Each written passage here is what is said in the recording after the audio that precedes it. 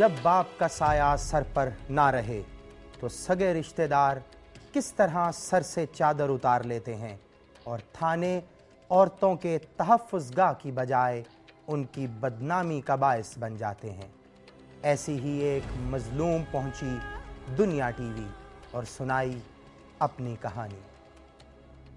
हम ख़ानदान के 4 अफराद थे, मैं, मेरी माँ और 2 छोटे भाई।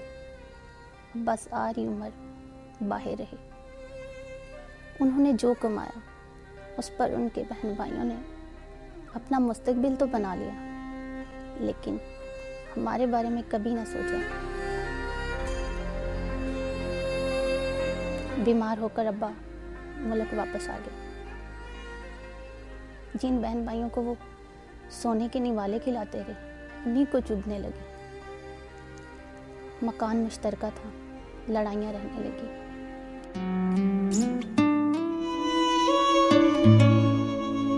फिर एक दिन अम्मा ने मशवरा दिया कि फ़िलहाल किराए का मकान लेकर अलग हो जाते हैं और मुकदमा दायर करके जायदाद तकसीम करवा लेते हैं, फिर अपने हिस्से की जायदाद बेच देंगे। अब्बा ने ये बात मान ली और हम अलग हो गए।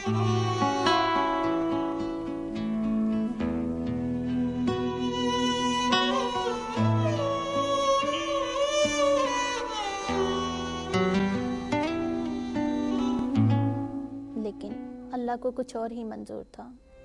अब्बा शदीद बीमार हो गए, 4 पैसे लग गए। घर में जो भी था वो उनके इलाज पे लग गया, मगर उनकी बीमारी तो बढ़ती चली गई।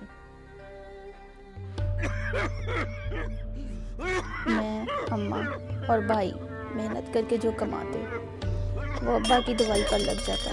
एक दिन उनकी तबीयत अचानक ख़राब हो गई।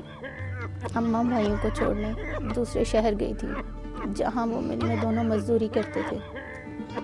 घर में न दवाई थी और ना पैसा। और फिर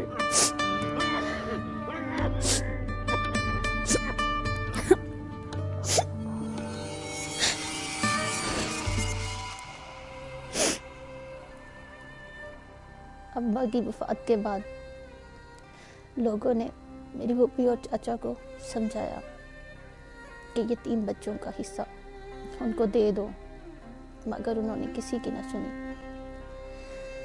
पहले जो कमाते थे वो अब्बा की बीमारी पर लगता था और अब कचहरी के चक्करों पर।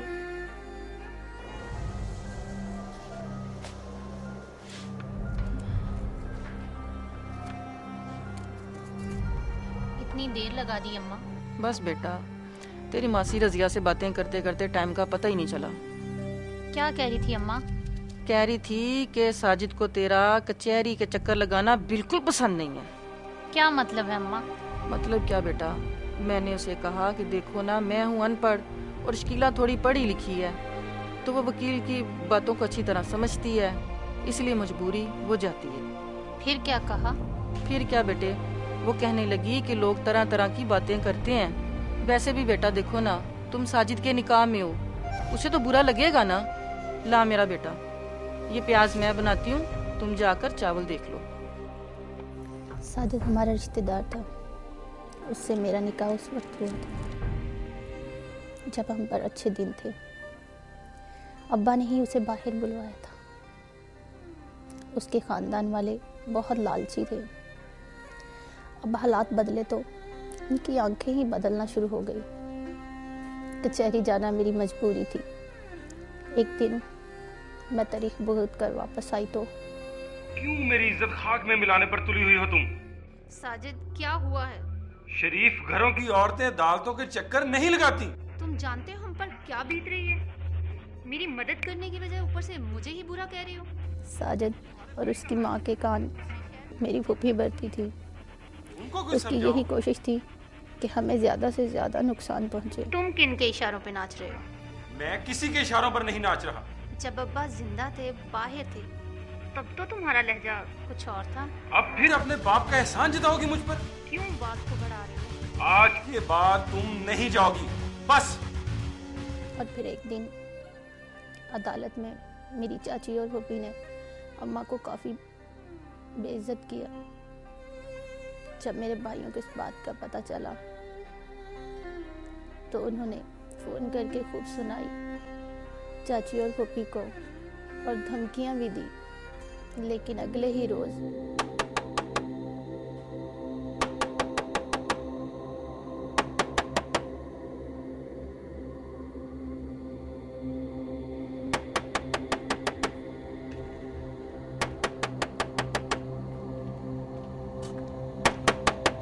कौन? पुलिस! दरवाजा खोलो वरना द्वार लांग कर अंदर आ जाएंगे।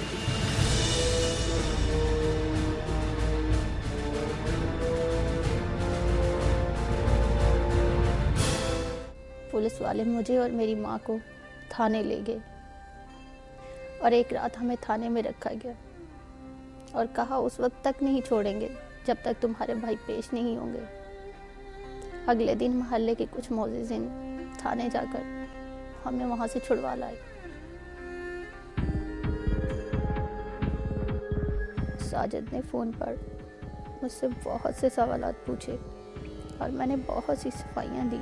उसकी बातों से लग रहा था कि अब वो ऐसी लड़की से शादी नहीं करेगा जिसकी रात थाने में गुजरी हो।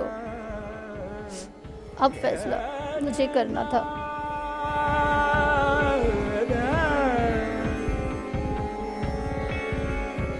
मैंने खुला का दावा कर दिया। तलाक का केस तो जल्दी ख़त्म हो गया, लेकिन जायदाद का दावा अभी तक चल रहा है। अब मैं अदालत नहीं जाती।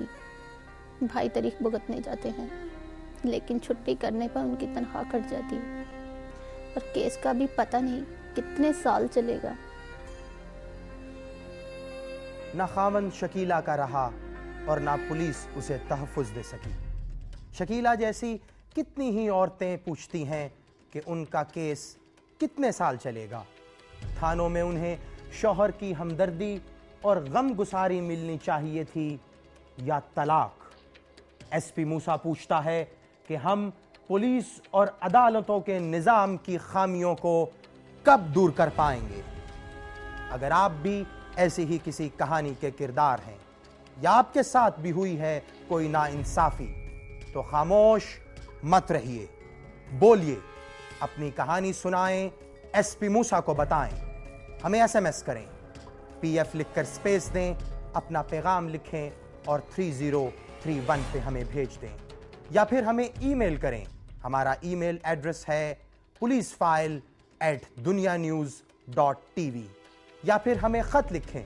हमारा पता है programme police file, PO box number 500 Lahore.